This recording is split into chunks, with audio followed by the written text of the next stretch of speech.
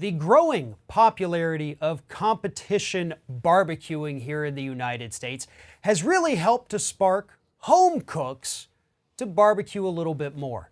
We're learning about it from all these barbecue TV shows all over the place, Travel Channel, Food Network, Cooking Channel, it's everywhere, and people are getting involved. And naturally, they want to get the best kind of wood for their smokers so that their barbecue tastes better than their neighbors.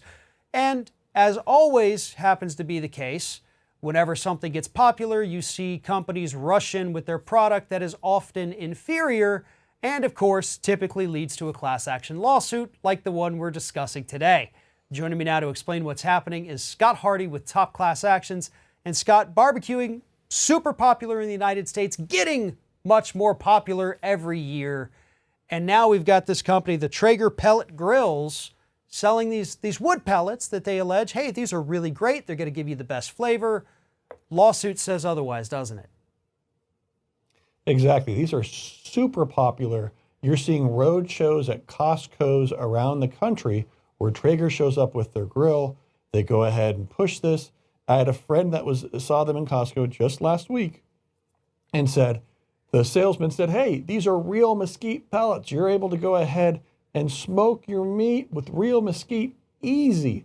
That's how they push these things, is that it's supposed to be, smoking takes a lot of time and effort. Well, these Traeger grills try to automate a lot of that and make it much easier. But unfortunately, these mesquite pellets don't have any mesquite in them. They might have alderwood or oak, but no mesquite. And of course, if you're smoking meat, what wood you choose has a huge impact in your flavorings. So instead of actually using mesquite, making them into wood pellets and selling them, they're just taking that alderwood or that oak, compressing them and adding mesquite oil to it, some kind of artificial, not really flavoring, but some kind of artificial ingredient to make you think that you're getting the more expensive mesquite wood when in fact you're not. And that does, as you pointed out, that dramatically changes the flavor of the meat. They can add all the oil they want into it, but that oil is going to burn up a lot faster than that little wood pellet is going to smoke. So you may get, a burst of mesquite or hickory or whatever the flavor is in particular on that one, and then it's going to go away, and then you're left with only the smoke from the inferior wood. You typically don't see people smoking their barbecue with inferior woods. They do want something good. They want to make it, competition worthy.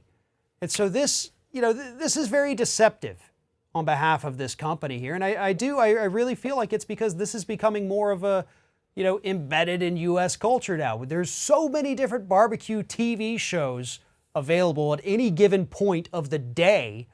People are into this now. It's a whole thing. And home cooks especially, they want to taste what they see on the TV. They think they can recreate it.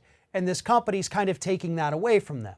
And it's really not fair, considering that there's plenty of other alternatives available that are what they in fact say they are.